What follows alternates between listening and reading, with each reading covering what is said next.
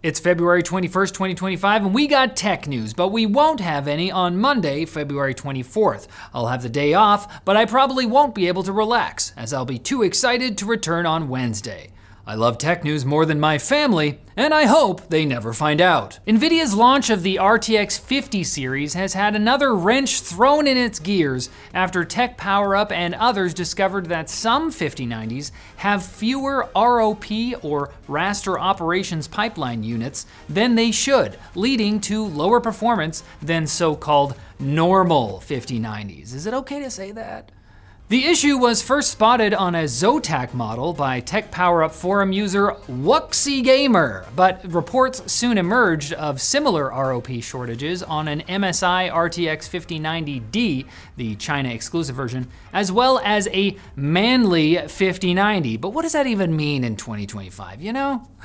It's the brand. Leaker Mega-Size GPU claims what we're seeing is a small defective batch of GB202 chips, which power the 5090, making it into the supply, which has reportedly led NVIDIA to initiate investigation that could potentially delay the launch of the RTX 5070, ruining AMD's plans to reactively price its upcoming RX 9070 series, or more likely, follow its historical pattern of pricing things horribly for no reason. Not that any of this really matters. This week's RTX 5070 Ti launch had the same stock issues as the 5080 and 5090, despite both NVIDIA and Newegg reviving their COVID-era direct buying GPU programs.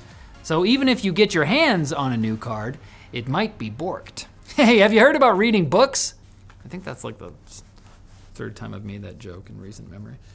Apple is axing its advanced data protection feature for users in the UK, after the government there issued a pretty wild order demanding Apple provide a backdoor through the feature's end-to-end encryption. Doing so would expose the data of users not only in the UK, but anywhere in the world to the UK government. But they were like, we don't care. Let us in, knock knock. New Apple users in the UK will no longer be offered ADP encryption, and existing UK users will be required to disable it sometime soon, making it so the government can access their data no problem, although they'd need a warrant to do so. Amazingly, some are characterizing this as Apple defying the government by not giving them the backdoor they wanted. But as Epic Games CEO Tim Sweeney points out, Apple's simply opening the front door instead, which at least is a polite gesture I'm sure the British will appreciate. OpenAI is now rolling out its computer-using agent Operator for $200 a month ChatGPT Pro subscribers in most countries where ChatGPT is available, including Canada, who just won a hockey game against the US, which means we can keep being a country, according to ChatGPT. Agents are all the AI rage right now. Humane might be donezo, but Rabbit just showed their Android agent controlling a tablet, which of course they used to generate a revenue plan from a business idea and share it with contacts. The most important use case for AI, bothering your friends with your Ponzi scheme ideas. But what about physical agents? Robotics company Figure just demoed their bots running Helix, their new generalist action model, which allowed them to follow instructions given by their Californian dad to put away groceries, even passing items to each other while sharing very slow but knowing looks that seem to say, "I'm dad's favorite. No, I am, you bitch." This action model is similar to Google's RT2, which combines multiple perception and language models so robots can do stuff. But Microsoft's new Magma is a single multimodal model that can do all of that. Not that we could verify it, it's all closed source, but DeepSeek has announced it will do one better than just being open weights and will be fully open sourcing 5 of their repos starting next week. So instead of the CCP controlling what DeepSeek models say, you do. You can be China. You can also check out our sponsor, Micro Center, your source for PC parts and support at prices that'll make you go, wow, those are pretty good.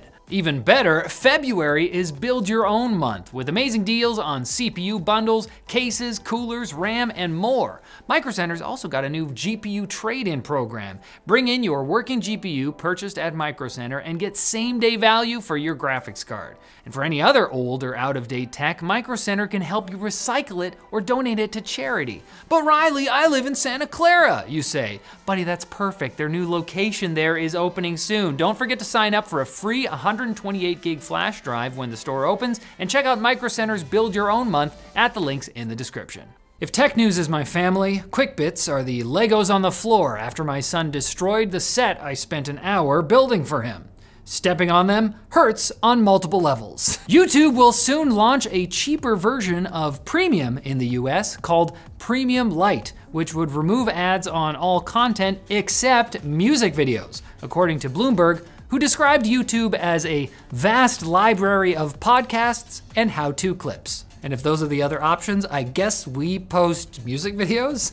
Premium Lite has reportedly been in testing in other countries, but soon users in the US will be able to see if they like tariffs on their music videos. I don't think that's the proper analogy, but okay. HP instituted a policy that added a 15-minute wait time to the company's support calls, according to the Register, as a way to, quote, encourage more digital adoption by nudging customers to go online to self-solve.